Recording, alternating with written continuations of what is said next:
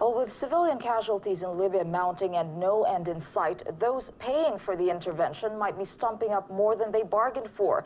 The UK has announced that its taxpayers might see $1.6 billion of their hard-earned cash diverted to fund the intervention. And as RT's Laura Emmett reports, there's little patience left among an already disillusioned public. They're already calling it the billion-pound war. It's calculated that if the war in Libya goes on for 6 months, it'll cost the British taxpayer $1.6 billion. But that initial humanitarian mission is now get rid of Gaddafi operation, and that could take a lot longer. Assuming that their goal is to simply oust him from power, one imagines this is not going to end until he is killed or until he leaves office. So this could potentially drag on for months more. And as we've seen, they've already extended the operation by another 3 months. That's unlikely to be popular with a British public that's watching government spending like a hawk, already furious at seeing services and jobs slashed. Even so, Downing Street's war wallet is open, and it's taking the lead in Libya. Data gathered by Britain's Guardian newspaper from defence ministries and news reports shows that Britain has flown 25% of all sorties in Libya, second only to the US. By the second week of May, 6,000 strike missions had been ordered. Blogger Daniel Rennick says the UK's likely to have weighed up the cost, but with a warm wind blowing westwards from Libyan rebels and youth movements, Britain reckons £1 billion is a pretty good investment. It's about having control of North African resources, particularly Libya's crude oil, which is easily accessible, which sales have already started to be made through the Transitional Council. That seems to be very clear. Some bombs cost up to $1.5 million each, and with the UK cutting defence spending, analysts say they may not be replaced.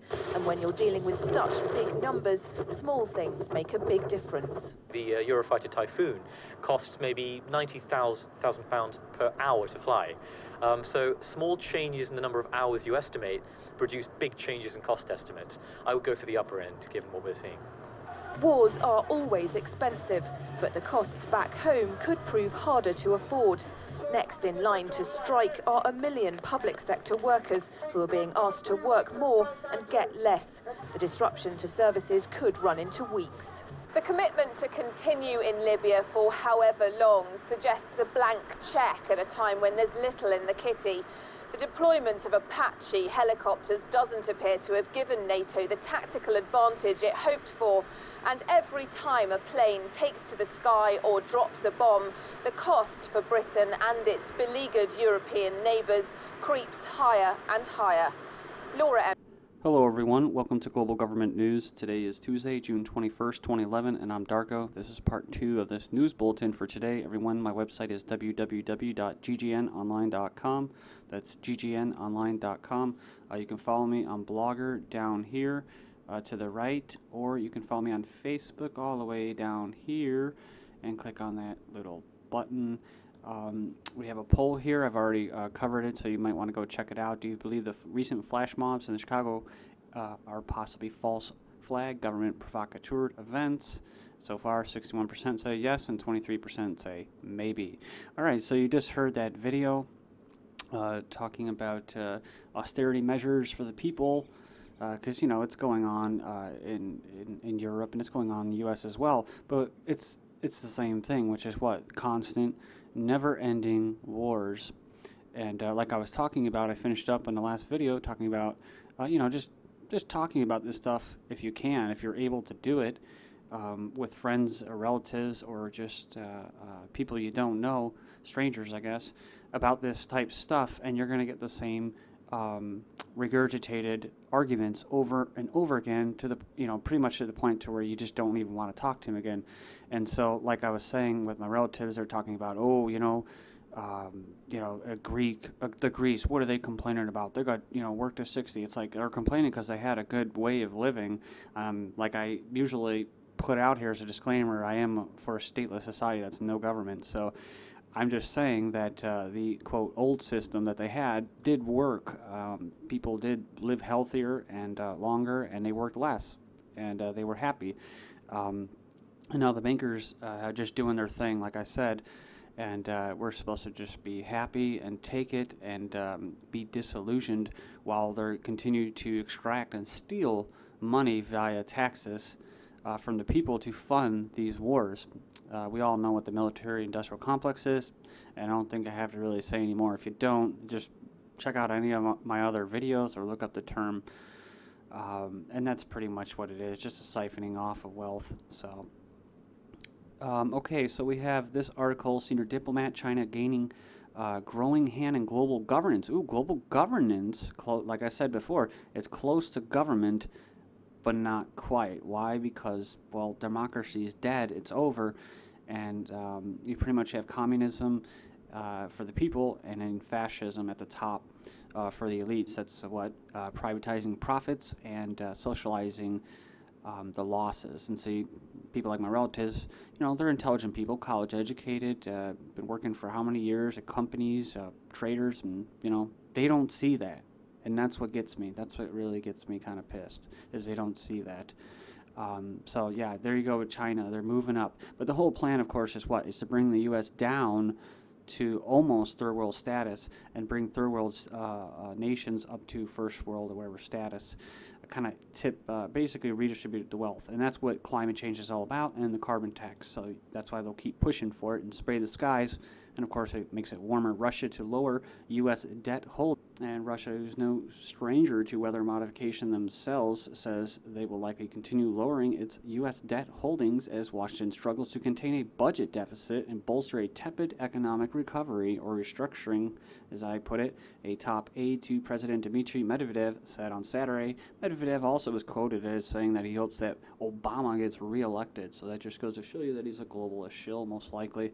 IMF cuts U.S. growth forecast, warns of crisis or impending crisis and doom. Says here, internal IMF audit finds bailout fund has zero credibility, really. And then moving on, IMF desperately in trouble. IMF says Europe's debt crisis is threatening the economic recovery throughout the world as it advises the Eurozone to expand the power of its bailout fund and integrate its economic policies. So you can go in there and check that out. It's an interview of Paul Sheldon, Foote of California State University. And moving on, we have Britain. The euro could not last. And it says the UK Treasury Ministries have confirmed that the coalition government is dealing with potential plans for a Greek bankruptcy after warnings by Jack Straw that the euro could not last. And I think Ireland was saying that at one point. And the UK, yeah, and what? Well, I don't even think they're on the euro. Yeah, they're not. So here we go. How miserable index says the worst in 28 years when it comes to measuring the combinations of unemployment and inflation. It doesn't get much more miserable than this. In fact, misery as measured in the unofficial misery index that simply totals the unemployment and inflation rates is at a 20-year high, reflective of how weak the economic recovery has been and how far there is to go. Okay, we have states look to internet taxes to close budget gaps. We all saw this coming, along with our privacy being basically taken away completely. We probably never even had it to begin with. You know, it's like I think about stuff like that. When even like 2 years ago, where I thought we may have had privacy, we probably most likely never did. So, but it says state governments across the country are laying off teachers, closing public libraries and parks, reducing healthcare services, basically austerity, gutting all the good social programs that you pay your taxes for. So they can continue bombing women and children and men, young men that want to fight for their country. But it says here, there is one place they could get $23 billion more a year if they could only agree how to do that. And that is what internet retailers such as Amazon.com. And what happens when they do that, like in Illinois? They leave the state. They freaking leave the state. So that's going to be good for business. That's going to help the economy is doing that. The $165 billion bank bailout that will never be paid back. And it says, though the Treasury likes to gloat about TARP funds having been paid back by the banks have received a backdoor bailout of almost exactly the same size that will never be paid back. Almost no one talks about it, and no one in government is even keeping track. Says out of the total $700 billion TARP bailout, approximately $205 billion were dispersed to the banks throughout Capital Purchase Program, that's CPP. Of that $205 billion, roughly $150 billion has actually been paid back. One of the dirty secrets of the bailout, though, is that the Treasury and the Federal Reserve or what is that, the creature from Jekyll Island, as Edgar Griffin puts it, found a way to give the banks money without any approval or oversight from Congress or anyone else. And of course they can do that. Why? Oh, for financial security, right? It's kind of like how they pull that security card for disclosing information to the people that are funding all these wars of, killing and expansion of the empire, I guess. And when I ask about it, they say, no, you can't do that. And just like Bernanke and them, oh, sorry, we can't share the information because, it could, mess up a company. The map of the day, these are the cities where unemployment won't recover for years. And it says right here, Las Vegas and LA won't reach full employment until at least 2017. And it says it's a new report by the U.S. Conference of Mayors. They predict more than 50 cities won't return to pre-recession employment until at least 2016. And of course, there'll be low-wage retail jobs, service jobs, and of course, healthcare jobs to take care of all those eugenics victims. It says, but it's not all doom and gloom. New York, Dallas, and Denver can look forward to full unemployment by 2012. New Orleans will get there by the end of the year. And you can see this area right here, the Rust Belt, as they put it, where all the industrial manufacturing was, is just a really, really hard-hit area. Florida, too.